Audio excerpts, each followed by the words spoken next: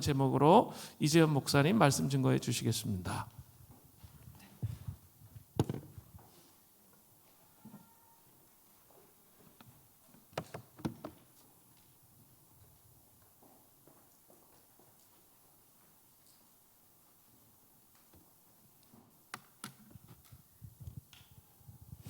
네, 일단 열고요.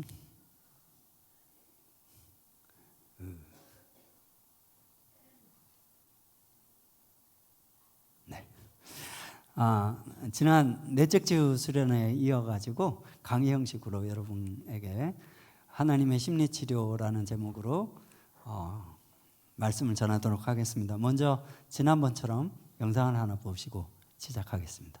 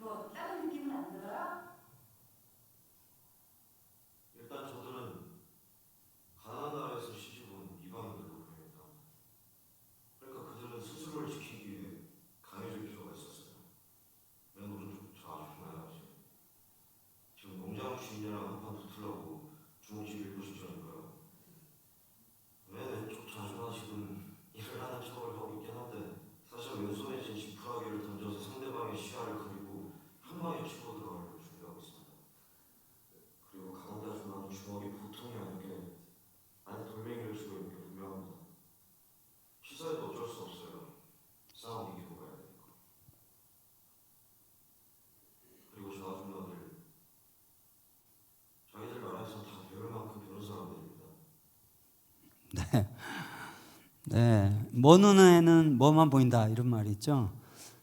근데 이게 완덕이만 그런 게 아니라 우리 모두가 그렇습니다. 심리학으로는 이런 걸 투사라고 합니다. 영어로 프로젝션이라고 하죠. 저게 투사기입니다. 프로젝터라고 하는 것이죠. 사실 여러분이 보는 그림은 스크린에 있는 것이 아니라 저기 투사기 안에 있는 것이거든요. 자기 안에 있는 것을 대상에게 비춰가지고 그것을 생각하는 거죠. 내가 저 집사를 되게 안 좋아해요. 근데 왜 자꾸 날 꼬려봐? 누가 지금 누구를 싫어하는 거예요? 내가 저 집사님을 불편해하는 거죠. 우리는 그렇게 많은 경우에 살아갑니다. 네.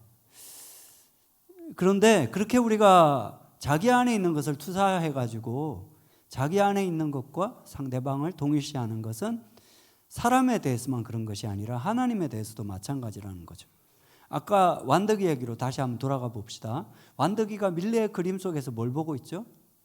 첫 번째는 이방에서 결혼 이주 여성으로 와가지고 고생하고 있는 자기의 어머니를 보고 있죠. 근데 그뿐만 아니라 사실은 그 그림 속에서 자기 자신을 보고 있습니다.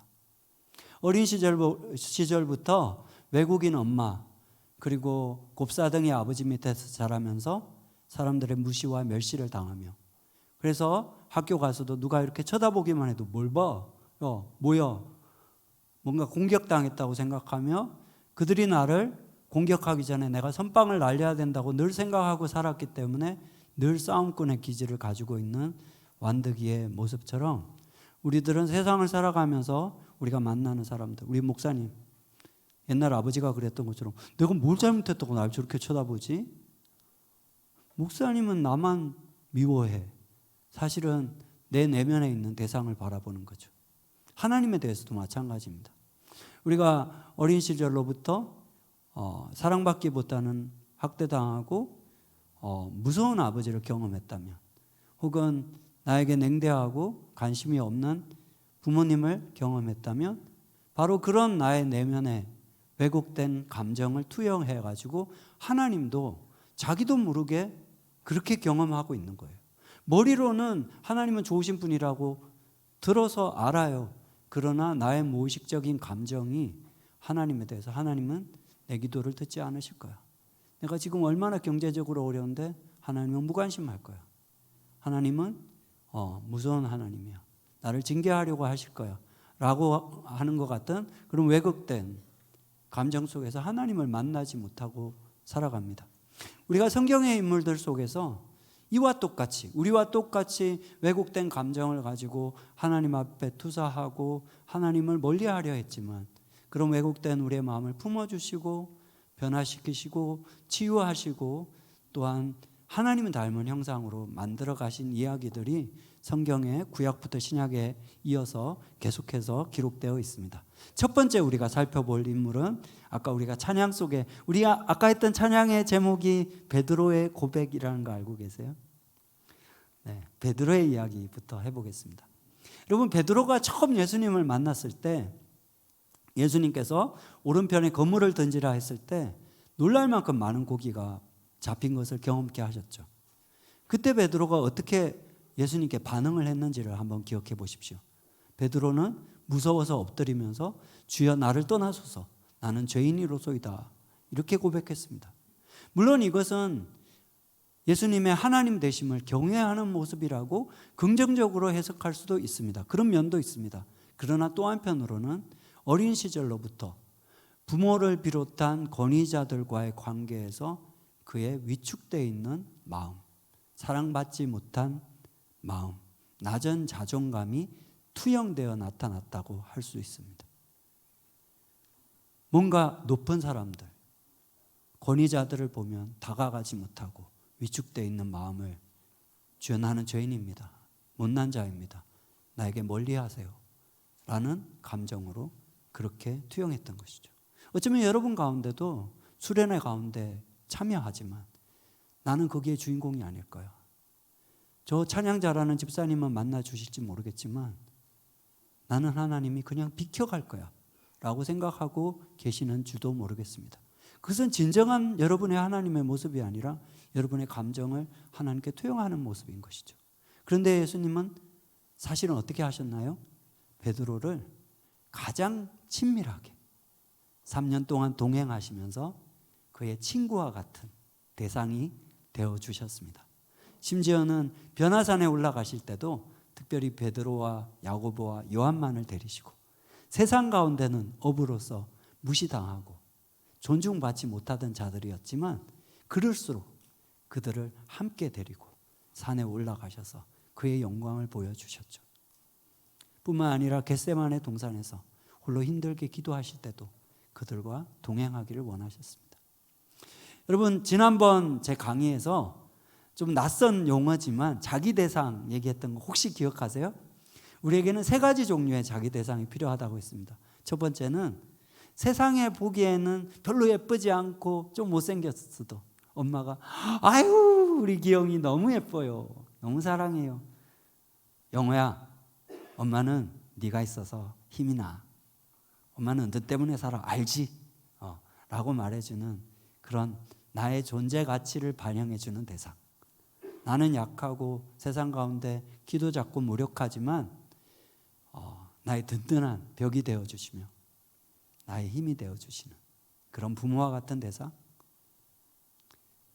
나하고 꼭 닮아서 여기에 V자로 탈모가 되는 것까지 닮아서 역시 나는 아버지의 아들이구나 라고 동일시하며 아버지도 때로는 힘든 모습이었지만 하나님을 의지해서 살았지 라고 동일시하며 내가 세상에 혼자가 아니라고 느끼게 하는 소속감을 느끼게 하는 그런 대상. 이런 대상들이 어린아이들 뿐만 아니라 어른이 되어서도 우리는 필요로 합니다. 바로 예수님께서는 베드로에게 그런 대상이 되셨던 것이죠. 어린 시절에는 바로 우리의 부모가 이런 대상이 되어줍니다. 아까 말씀드린 것처럼 우리 아들이 최고야. 친구가 없을 때 아빠가 있잖아. 아빠는 네 편이야. 라고 말해주는 대상. 그러나 우리가 자라나면서 이런 대상이 항상 우리 곁에 따라와 주지는 않습니다. 학교에 가도 이제 혼자 학교에 적응해야 되고요. 대학에 가도 이제는 시골 고향을 떠나서 서울에 와서 친구가 없는 이 낯선 곳에서 기숙사 생활을 시작해 가야 하죠. 그러나 그럼에도 불구하고 어린 시절로부터 내 마음 가운데 아빠는 네 편이야, 엄마가 기도하고 있어 라고 말해주는 그 음성들이 내 마음에 담겨져서 내가 세상을 살아가는 힘이 되는 것이죠. 코웃이라고 하는 심리학자는 바로 이것이 엄마의 젖을 먹고 그것이 단백질로 내 안에 소화가 되어서 내가 추운 겨울에도 신나게 뛰어놀 수 있는 그런 내적인 힘이 되는 것과 같다라고 이야기했습니다. 바로 이런 내적인 내면의 힘이 우리는 필요한 것입니다. 그러나 우리에게 이런 대상이 없다고 할지라도 우리에겐 누가 있죠? 하나님이 계시죠. 너는 나의 자녀다, 내가 너를 붙들어 줄게 라고 하는 하나님을 붙들고 살아갑니다. 그런데 그런 하나님은 우리 눈에 보이지는 않죠. 그렇죠? 예. 그렇지만 우리 눈에 보이는 공동체가 잘 지내는지 궁금해서 전화했어, 기도하고 있어 라고 말해주는 우리들의 교우들이 있기 때문에 눈에 보이지 않는 교우들, 하나님을 눈에 보이는 교우들을 통해서 생각나게 되는 것이죠. 하나님을 생각나게 하는 사람들이 있기 때문에 우리가 홀로 세상 가운데 걸어갈 수 있습니다. 그렇게 걸어갈 뿐만 아니라 이제 어린 시절에 우리 부모가 나에게 그런 대상이 되어주었던 것처럼, 나의 아내에게, 과거 아버지가 나에게 함께 해줬던 것처럼 함께 해주는 그런 든든한 벽과 같은 남편이 되고, 또 우리 자녀들에게 우리 자녀들을 뒤에서 응원해주는 그런 부모가 되는 것입니다. 제가 이걸 수업 시간에 비유하건대 자전거 타기. 여러분, 자전거 태어날 때부터 탈 줄 알았던 사람 아무도 없죠. 언젠가는 여러분의 부모에게, 여러분의 형제들에게 자전거를 배웠을 시기가 있을 것입니다. 처음 탈 때는 어때요? 꼭 붙들어줘야죠. 아빠, 놓으면 안 돼, 놓으면 내가 때릴 거야, 절대 안 돼 라고 말하고 타지만 아빠가 잡고 있어 하지만 언젠가는 살며시 놓죠. 왜냐하면 언제까지나 아빠가 딸의 삶을 따라갈 수는 없으니까. 그러다가 낮잖아, 야 너 10m 갔어, 이렇게 홀로 걸어가는 것입니다. 세상 가운데 혼자 걸어가지만 아까 말씀드렸던 것처럼 누가 계세요? 우리에게는 하나님이 계시고 또한 공동체가 있는 것이죠. 바로 이런 눈에 보이지 않는 하나님, 그분의 응원을, 그분의 사랑을 내 마음속에 단백질처럼 두둑히 믿음으로 저장하고, 그러나 때로 눈에 보이지 않기 때문에 좌절할 때 공동체 가운데 우리 서로 연약하지만 서로가 서로 힘이 되어줄 때, 하나님을 생각나게 하는 사람이 될 때 우리는 세상 가운데 꿋꿋하게 걸어갈 수가 있는 것입니다. 베드로에게도 아까 말씀드린 것처럼 예수님께서 3년의 기간 동안 동행하시며 그의 친구가 같은, 세상 가운데 어부고 배움이 없는 자였지만 그를 수제자로 너는 베드로라 하리라, 이 반석 위에 교회를 세우리라 말씀하시며 세워주시고, 그리고 그가 연약할 때 든든한 벽과 같은 동행자가 되어 주셨습니다. 그래서 이 베드로가 3년 동안 너무 자기가 커져 버렸어요. 너무 팽창돼 가지고 예수님과 자기를 너무 동일시한 나머지 밤에 예수님께서 무리를 걸어오시니까 자기도 걸을 수 있다고 생각하고 나로 무리를 걸어라 하소서 했어요. 예수님이 걸어라 하셨어요. 진짜로 걸었어요. 그 믿음으로. 근데 파도를 보고 갑자기 현타가 일어난 거죠. 두려워가지고 다시 옛날에 위축되어 있던 모습으로 돌아가려고 했을 때 예수님께서 슉 다가오셔가지고 붙잡아 주셨죠.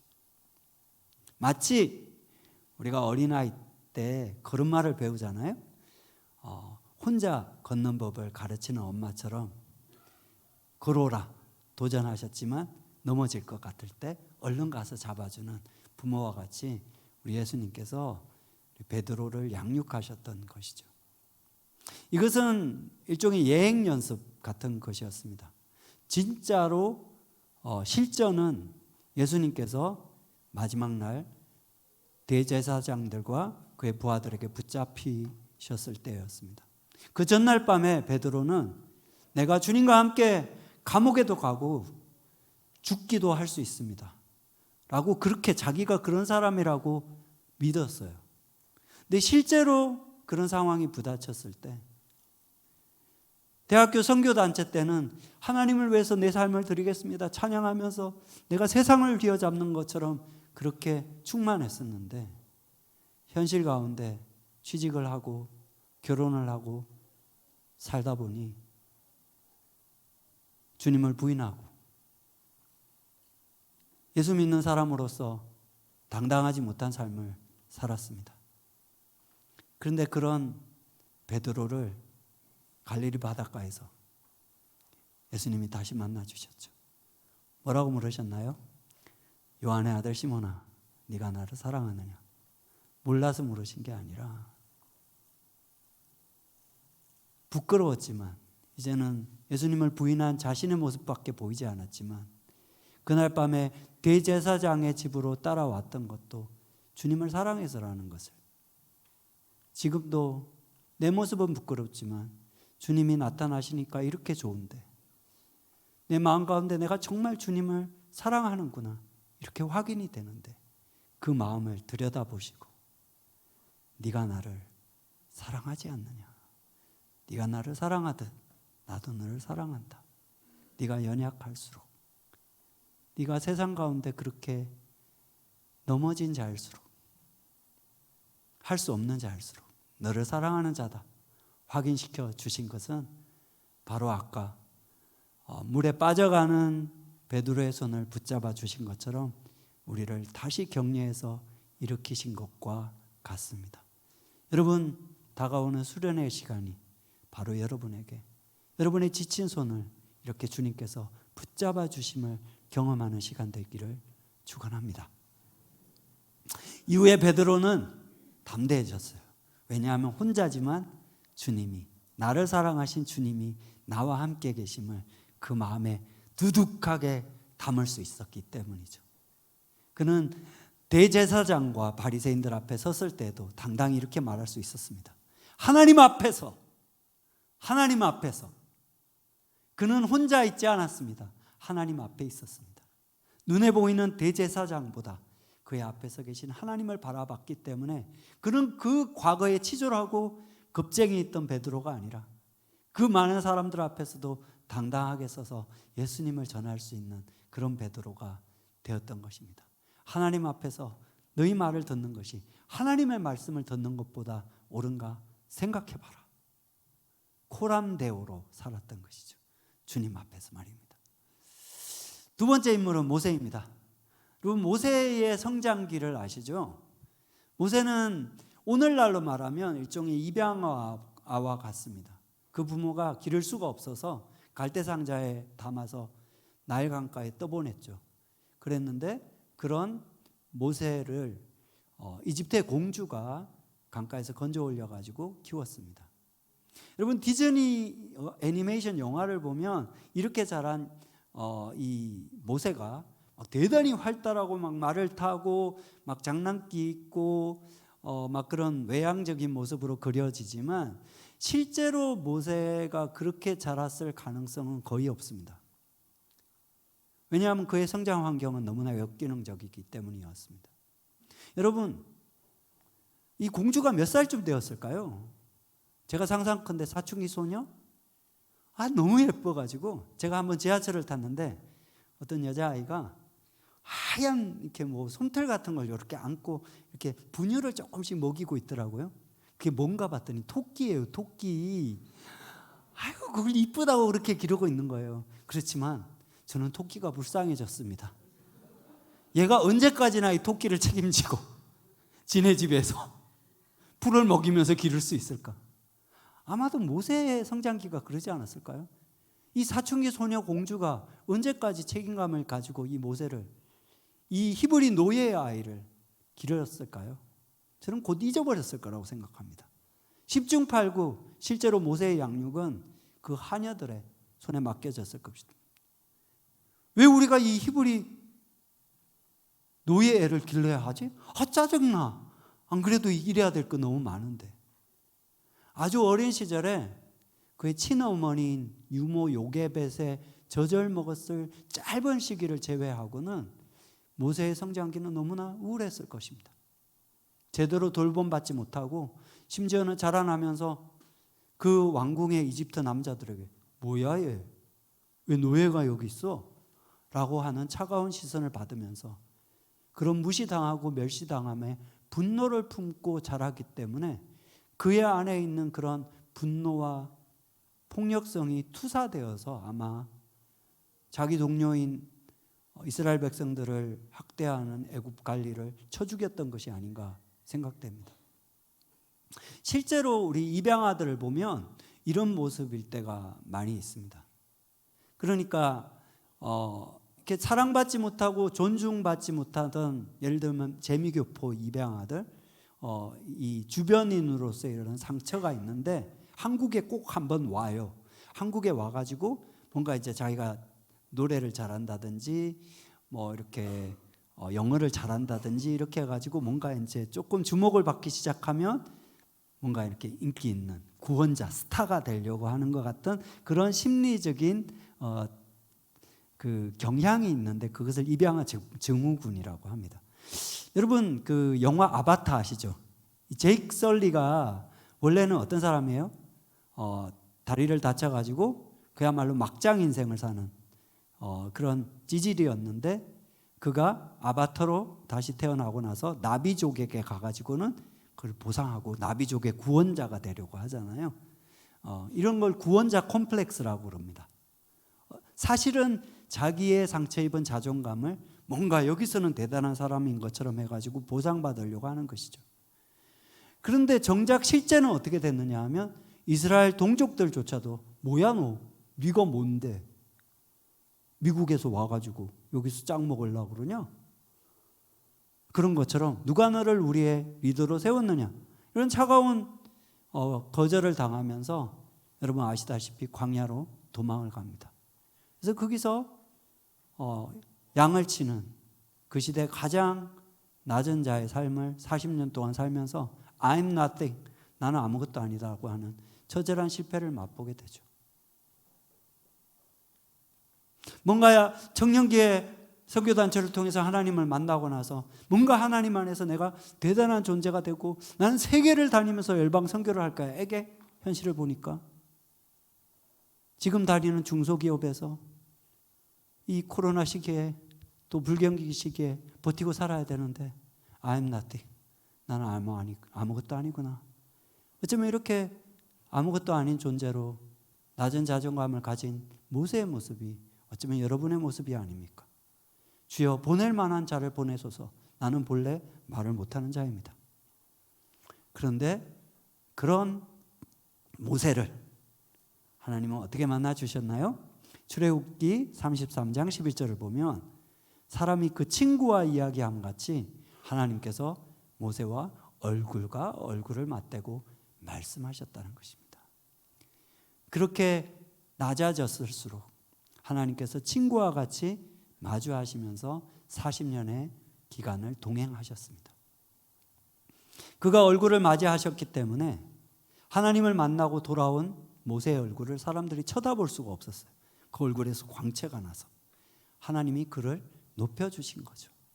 찌질이었던 그를 사람들 가운데 높여주시고 아무것도 할 수 없는 I'm nothing이라고 고백했던 그 모세를 마치 그의 손에 들려있던 지팡이가 마른 막대기에 지나지 않았지만 모세의 손에 들려있을 때 홍해를 가르고 만나가 내리게 하는 기적을 이루는 지팡이가 되었던 것처럼 모세는 아무것도 아닌 것이 맞지만 하나님께서 그를 통해서 놀라운 일을 이루시는 기적을 통해 하나님께서 그의 백이 되어주시고 그의 편이 되어주신다는 것을 보여주셨습니다. 뿐만 아니라 이스라엘 백성들이 그를 거절할 때조차도 그들이 거절한 것이 단지 모세만이 아니라 그와 함께 하시는 하나님이라는 것을 알게 하시고 하나님과 쌍둥이처럼 그 마음을 나누게 하시고 그럼에도 불구하고 이스라엘 백성들을 끌어안으며 사랑하며 인도하는 가운데 그는 하나님과 동행하는 자가 되었던 것입니다. 여러분 그 결과가 무엇입니까?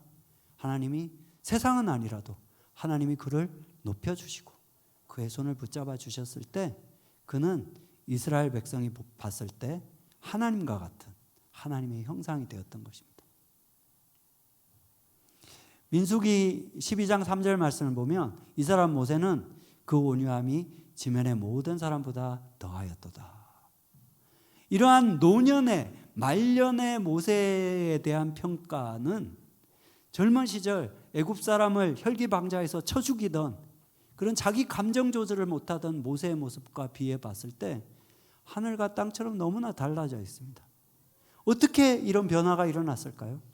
바로 하나님께서 그렇게 연약한 그를 친구와 같이 함께 하시며 이끌어오신 그 40년의 광야의 시간, 힘들기도 했지만 하나님께서는 이스라엘 백성들을 바꾸기 전에 바로 모세의 내면을 바꾸어 오셨던 것입니다. 그 다음은 사도 바울입니다. 여러분, 사도 바울이 원래 어떤 사람이었죠? 율법주의자였습니다. 심리적으로 얘기하면 1번 애니어그램 완벽주의자였죠. 이 완벽주의자 어떤 사람입니까?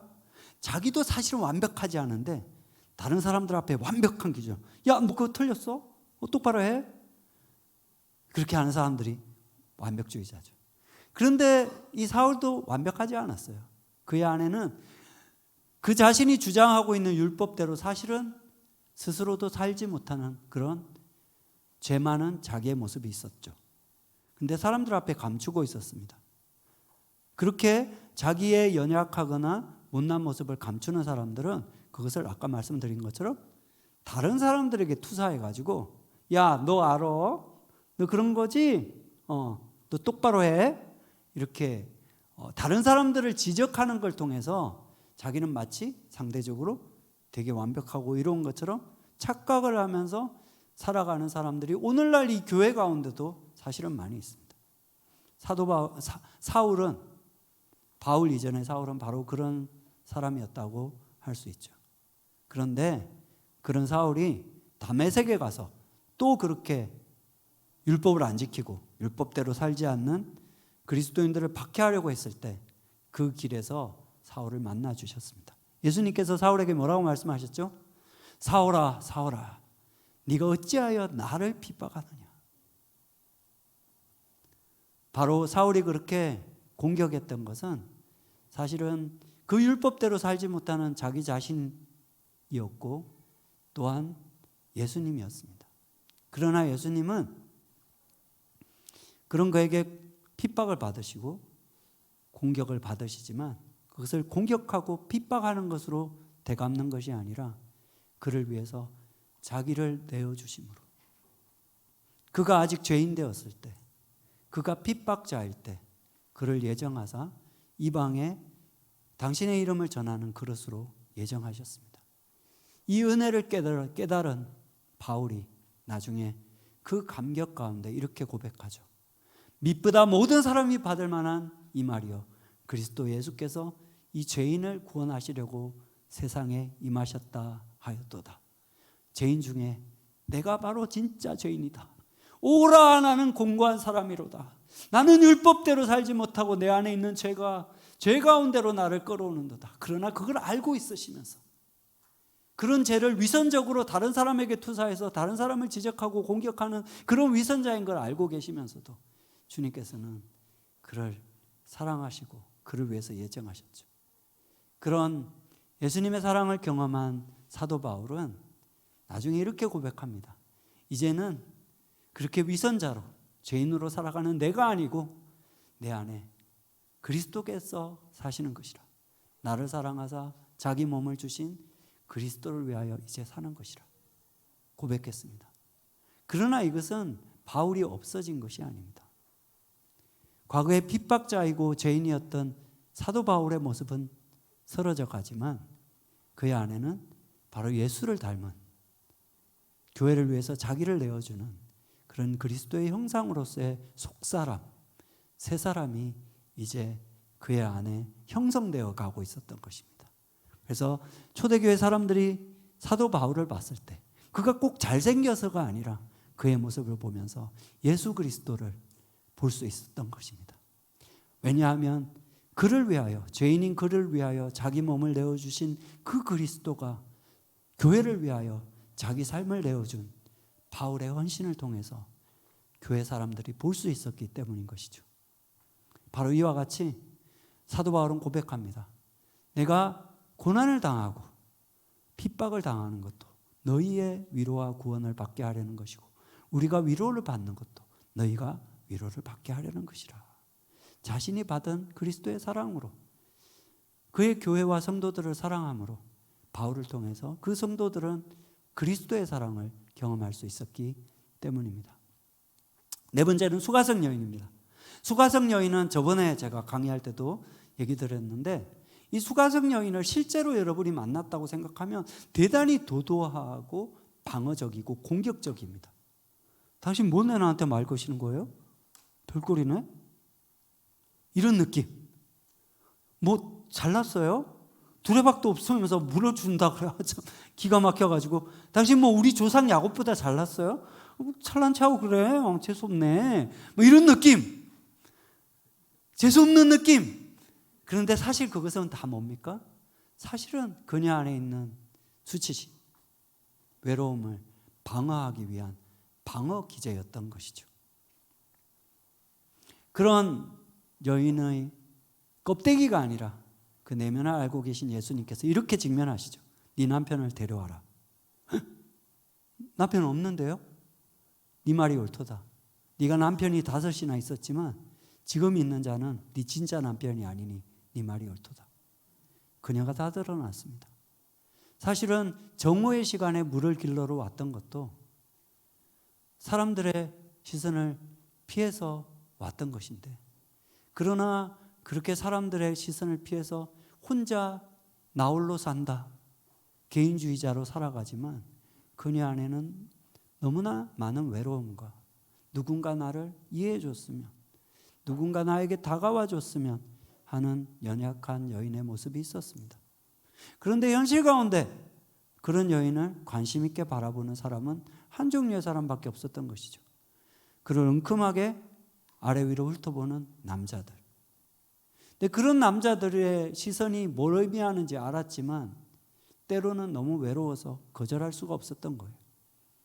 그녀의 이 복잡한 남자 관계는 성적인 문제이기 전에 그녀 안에 있는 외로움의 문제였던 것입니다. 그러나 그런 그녀를 누구에게도 보여줄 수가 없었죠. 그러나 이미 그런 그녀를 알고 계시는 우리 예수님께서는 그녀를 찾아오셨던 것입니다. 마치 자기 초라하고 외로운 자기를 사방의 방어벽으로 싸고 있는 것 같은 그렇게 살아가는 수가성 여인에게 그 담을 쑥 넘어서 그녀 앞에 다가오신 것이죠. 그러나 그녀를 정죄하고 그녀를 무시하는 그런 예수님이 아니라 그런 상처 입은 그녀를 아시는 주님으로 말입니다. 주님께서 이렇게 말씀하셨죠. 참으로 나를 찾는 자는 영과 진정함으로 찾느니라. 여기서 진정이란 말은 전에도 말씀드렸지만 속이지 않는다는 것입니다. 감추지 않는다는 것입니다. 상한 모습 그대로, 외로운 모습 그대로, 죄인의 모습 그대로 그분에게 다가갈 때 그분도 진실이시기 때문에 그 진실한 모습으로 여인에게 다가오신다는 것이죠.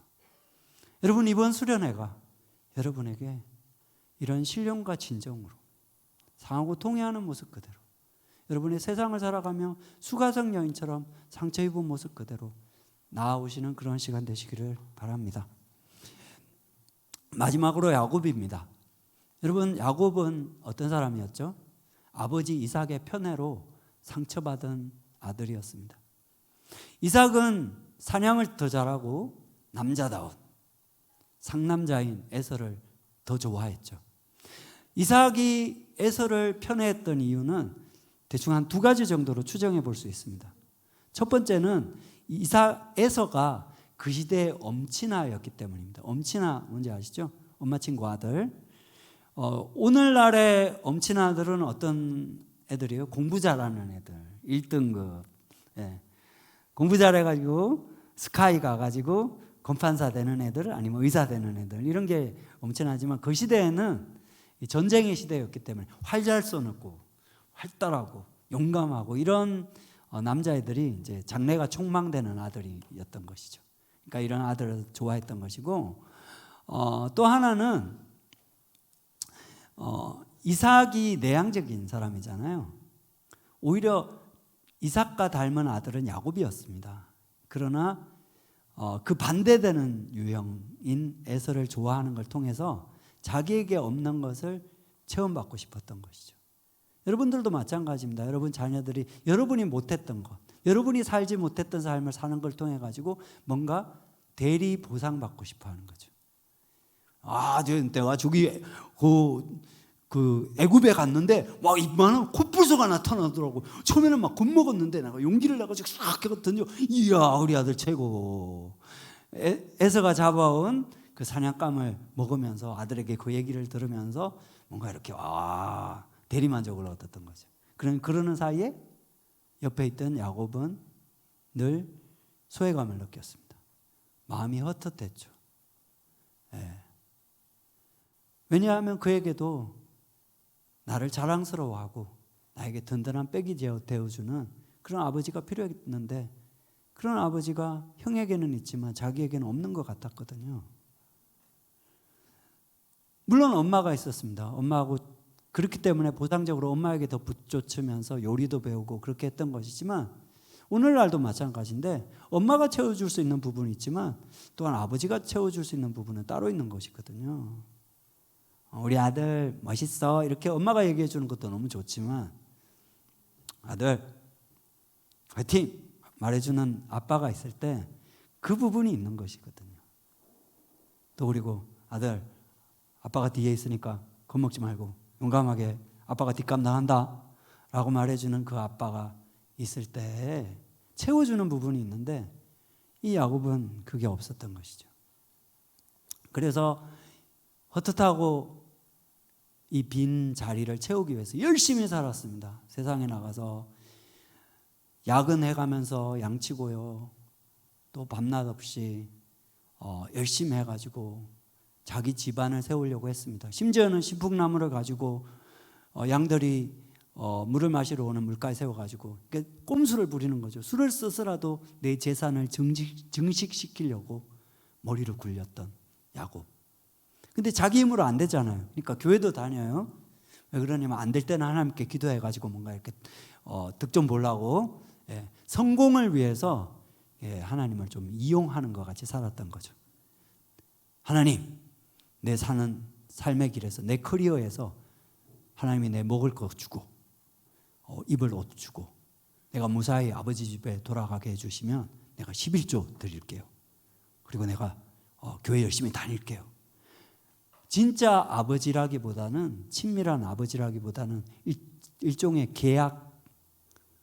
계약업자와 계약하듯이 이런 관계를 맺었습니다. 오늘날에도 이런 사람들이 너무 많습니다. 아마 어쩌면 여러분의 모습일지도 모르겠습니다.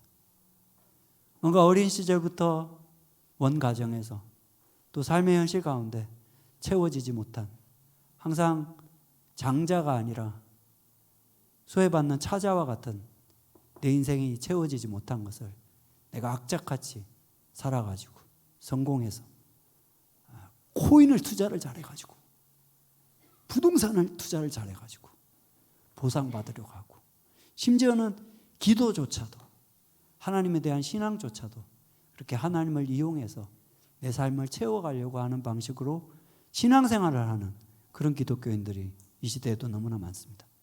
그런데 그런 야곱을 하나님께서 야복 강가에서 직면하신 것이죠. 여러분 아시다시피 야복 강가에서 형이 40인의 사람들과 함께 말을 타고 온다는 얘기를 듣고 두려움에 사로잡혔습니다. 40년 전에 두려워했던 그 형의 무서운 형의 그 이미지가 다시 또 올랐던 거죠. 그때 형 앞에 위축감을 느끼고 콤플렉스에 시달렸던 그 내면 아이 야곱의 모습이 다시 나타났던 것입니다. 그러나 여전히 똑같이 그가 살아온 삶의 방식으로 이 문제를 해결하려고 합니다. 형에게 보내는 선물 공세를 준비해가지고 형의 마음을 달래려고 하지만 그것으로 해결되지 않습니다. 왜냐하면 문제는 사실은 형에게 있는 것이 아니라 바깥의 상황에 있는 것이 아니라 그의 내면에 있는 것이었기 때문입니다. 형이 그를 공격하면 뒤에 라헬과 사랑하는 요셉과 함께 도망갈 테러를 계획해 놓습니다. 그래도 마음이 편하지 않습니다. 왜 그렇습니까? 그의 문제는 본질적으로 그의 내면에 있는 것이기 때문입니다. 그래가지고 수련회를 갔습니다. 수련회 18만 원 좀 아깝지만 회비를 내고 등록을 해가지고 이제 전날 기도하는데 이제 자기 식으로 기도하는 거죠. 하나님의 멱살을 잡아가지고 내 뜻대로 내 진로를 열어주시옵소서, 취업이 되게 하여 주시옵소서, 승진이 되게 하여 주시옵소서. 자기 뜻대로 하나님을 조정하려고 하지만 뜻대로 안 되죠. 밤이 새도록 기도했습니다. 그러다가 힘이 다 빠지고 하나님께서 그의 환도뼈를 쳤죠. 이제는 힘을 쓸 수도 없게 되었을 때, 그의 모든 노력들이 잦아들었을 때, 그 빈자리에는 공허함이 다시 찾아오는 것이 아니라 그럼에도 불구하고 그를 택하시고 그를 위해서 그의 인생을 계획하고 계시고 그를 사랑하고 계신 하나님의 얼굴을 만났던 것입니다. 여러분, 정말 18만 원 내고 이 은혜를 받으시는 여러분 되시기를 주의 이름으로 축원합니다. 수련회 이거 하러 가는 거예요. 하나님 멱살 잡고. 사실은 진 거잖아요. 힘을 쓸 수 없게 됐으니까. 그러나 하나님께 진 사람을 하나님은 하나님을 이긴 자라고 말씀하십니다. 여러분, 문제는 어디 있다고요? 내면에 있어요. 내 힘이 빠지고 내 안에 하나님의 얼굴로, 그럼에도 불구하고 나와 함께 하시며 내 인생을 내가 알지 못하지만 네 인생의 주인은 나라고 말씀하시며 내 이름을 불러주시는 그 하나님을 만날 때, 여러분, 수련회 끝나고 5월 7일 출근을 하면 그렇게 꼴보기 싫던 부장 얼굴이 하나님의 얼굴로 보인다 이것입니다. 왜냐하면 결국 5월 3일 날 만났던 그 부장도 내 마음에 있는 두려움과 미움의 투영이고, 5월 7일 날 만나는 그 부장도 내 마음의 투영이기 때문에 그렇습니다. 결국 문제는 여러분 안에 있는 거예요. 여러분이 하나님을 만났을 때 모든 여러분의 외적인 조건의 문제가, 가정의 문제가, 직장의 문제가 해결될 줄 믿습니다. 마지막으로 우리가 이렇게 하나님의 치유를 서로 돕는 자가 되기 위해서는 어떻게 해야 될지 얘기하고 마치도록 하겠습니다. 사람들이 자기 내면에 있는 감정을 하나님께 투영하는 것처럼 사람들은 또한 사람에게, 리더에게, 상담자에게 투영합니다. 마치 스크린에다가 자기 감정을 투영하는 것처럼 자기의 두려운 모습을, 저 리더는 나만 안 좋아하고 저 집사만 좋아하는 것 같아. 뭐예요? 리더인데 왜 이렇게 안 챙겨주는 거예요? 이렇게 하면서 어린 시절에 자기에게 무관심하고 아들인 동생에게만 애정을 보여주었던 그 엄마의 모습을, 아빠의 모습을 투영하기도 하는 거죠. 그럼 리더는 당황스럽죠. 내가 무슨 남들 무슨 월급 받고 교회 리더 하는 것도 아닌데, 나도 헌금 내고 리더 하는데 왜 이런 멤버를 만나가지고 내가 마음고생을 해야 되지? 내가 왜 이렇게 힘들어야 되지? 본전 생각이 나기도 하죠. 그러나 우리가 양육을 한다는 것은, 심리치료를 한다는 것은 어린 시절에 그의 진짜 부모가 되어주지 못했던 그런 대상이 다시 되어주는 재양육과 같다라고 심리학자들이 이야기합니다. 혹은 윌프레드 비온이라고 하는 정신분석가는 심리치료는 순환당하는 것이다 라고 얘기합니다. 이게 어떤 비유가 아니라 실제로 그래요. 정말 내담자들이 솔직해지면 공격적이 되거든요. 여러분, 여러분의 멤버들이 여러분 리더들을 공격하거나 여러분의 교우들이 막 되게 이 사람 이런 사람인지 몰랐는데 막 이렇게 나에게 힘들게 한다고 생각이 될 때 여러분이 사실은 기뻐해야 돼요. 왜 그러냐 하면 그 친구가 진짜 자기 모습을 보여주기 시작한 것이거든요. 그런 모습을 우리가 이해하고 담아주었을 때 어떤 일이 일어나냐 하면, 처음에는 나를 학대하고 나에게 무관심하던 그 엄마에 대한 분노를 투사하였지만 그 리더와의 관계 가운데 그것들이 변화되면서 그 내면이 변화되게 됩니다. 조금 약간 비위생적이지만 비유하자면, 왜 옛날에 할머니들이 이쁜 손주에게 갈치를 먹일 때 가시가 있잖아요. 그럼 그걸 이렇게 입에 이렇게 그 틀니로 이렇게 씹어가지고 이렇게 해가지고 넣어주거든요. 그런 거 모르세요? 네. 제가 시골 촌놈이라서 저만 아나? 할머니의 사랑이죠. 그것처럼 내가 가시 돋친 사람인데도 불구하고 그것을 품어주는, 그 가시를 녹여주는, 품어주는 공동체를 통해, 사랑의 관계를 통해서 내 내면이 이제 변화되어 가고 녹아져 가고, 나도 나와 같이 연약한 지체들을 품어줄 수 있는 그런 사람으로 함께 변화되어 가는 것이죠. 마지막으로 짧은 영상 하나를 여러분에게 보여드리고 싶은데 한번 보시겠습니다. 상황에서 아기가 탈수 증상이 조금 올 것 같아서 데리고 와이프가 응급실로 가던 길이었어요. 병원에 거의 다 도착했었는데 차선을 급하게 변경하다 보니까 이제 사고가 발생을 한 거고요. 영상을 딱 보는데 이제 순간 울컥해가지고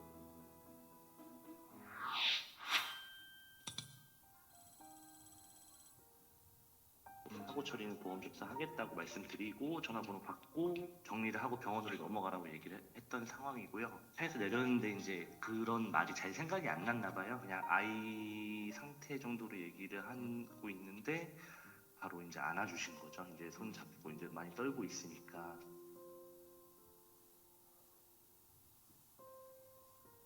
안아주는 동시에 저도 이제 순간 울컥해가지고 바로 이제 전화를 바로 드렸어요.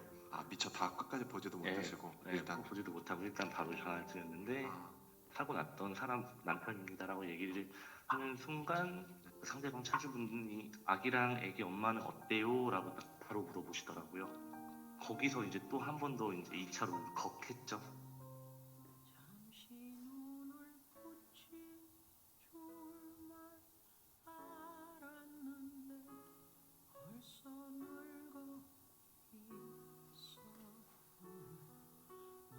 계속 죄송합니다 하면서 울더라고요. 근데 너무너무 심하게 떨었어요. 그리고 애기가 그러지는 지금 물질하는 중이었다고 딸 생각이 확 나더라고요. 저 딸이랑 나이가 비슷할 것 같아서 그래서 저도 모르게 그냥 아우 괜찮다고 끌어안는 거 걱정하지 말라고 엄마가 정신을 차려야지 애기를 데리고 병원을 가지 그래서 저 친놈이 안 된다고 그랬죠. 부부 마음은 다 똑같잖아요. 특히 엄마는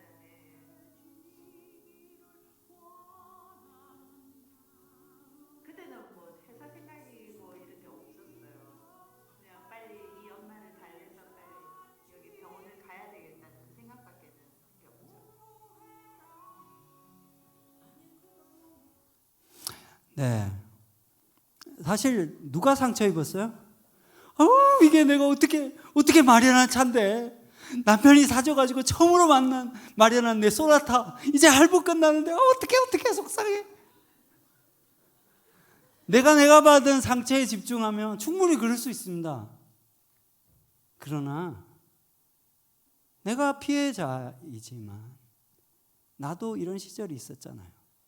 어린애를, 감기 든 애를 포대기에 끌어안고 새벽 기도에 가서 정말 남편이 직장이 돈 벌어오는 게 힘들어가지고 직장을 그만두려고 할 때 눈물 흘리면서 기도했던 그 시간들이 있었기 때문에, 그 시간들 속에 하나님을 붙잡고 하나님이 붙잡아 주셔서 이겨낸 그 연단의 과정이 있었기 때문에 그 젊은 애기 엄마를 안아줄 수 있는 거죠.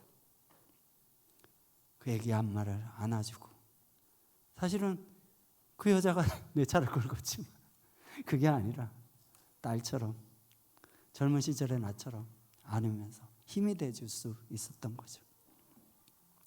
여러분, 저는 교회 공동체가 바로 그런 곳이 되어야 한다고 생각합니다.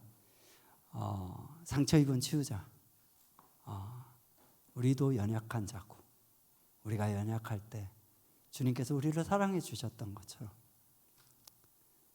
우리도 연약한 우리 지체들을 품어주는 공동체. 수련회 때뿐만 아니라 우리가 공동체로 함께 한다는 것은 서로가 하나님께 자기의 못난 모습을 투영할 뿐만 아니라 서로 가운데 우리들의 연약하고 모나고 상처 입은 모습들이 서로에게 드러나는 그런 곳일 수밖에 없습니다. 그러나 그것들을 우리가 그냥 피해 보지 않으려고 거리 두는 그런 차가운 개인주의적인 공동체라고 하지만 공동체가 아닌 그런 교회가 아니라 우리가 서로 이 아주머니가 젊은 세대들 애기 엄마를 품어준 것처럼 우리가 함께 품어주고 그 가운데 단순히 나의 경험이 아니라 내가 힘들 때 나와 함께 하셨던 그 하나님의 위로로 그 하나님의 격려로 서로를 일으키는 그런 곳 말입니다. 사도 바울이 아까 고백했죠. 우리가 환난 당하는 것도 너희의 위로와 구원을 받게 하려는 것이요. 내가 젊은 시절 연단 받았던 것도 연약한 당신, 나의 멤버, 우리의 교우 당신의 위로를 받게 하려는 것이니 하나님의 위로가 내 안에서 역사했던 것처럼 당신 안에도 이 공동체를 통해 일하시기를 원합니다. 그런 빛을 나누는 공동체가 되기를 원합니다. 빛을 나누는 공동체. 그러니까 이게 제가 수업할 때, 상담 수업할 때 보여드리는 건데요. 그냥 인간적으로 나의 경험으로 내담자를 이해하고 공감하는 게 아니라 우리가 서로가 하나님의 자리에서 하나님의 마음으로 서로를 함께 할 때 내담자도 우리 교우들도 하나님의 시선으로 자기를 바라보고 하나님을 만나고 성숙해 갑니다. 네. 잘 만들었죠? 제가 이렇게 수업하거든요. 그런데 그렇게 도와주는 나도 그 지체를 통해서 나의 연약한 모습을 만나고 함께 나를 사랑하시는 꼭 닮은 나를 이렇게 세워주시는 주님을 만나서 함께 성숙해 가는 것이죠. 여러분, 세상에는 어둠들이 전파됩니다. 아버지가 알코올 중독자여서 아들이 아버지 사랑을 모르는 묵뚝뚝한 아들로 자라나고요. 그 아들이 아버지가 되어서 그의 아들과 친밀하게 대화할 줄 모르는 그냥 돈만 벌어오는 아들로 자라나고요. 그 손주 아들은 이제 아버지의 친밀함을 몰라서 게임에만 빠지는 게임 중독자가 되기도 합니다. 예를 들어서 그와 같이 이 세상 가운데는 상처가 상처를 낳고 무관심이 무관심을 낳지만 예수 그리스도께서 그런 우리를 안아주시기 위해서 이 땅에 오셨고 그를 통해서 베드로를 안아주시고 바울을 안아주시고 그래서 지금 우리가 여기에 있습니다. 여러분이 연약하듯이 연약한 지체를 서로 함께 보듬으며 나갈 때 예수 그리스도 안에서 우리가 치유의 공동체로 함께 세워져 나갈 것입니다. 우리 함께 찬양하고 기도했으면 좋겠습니다.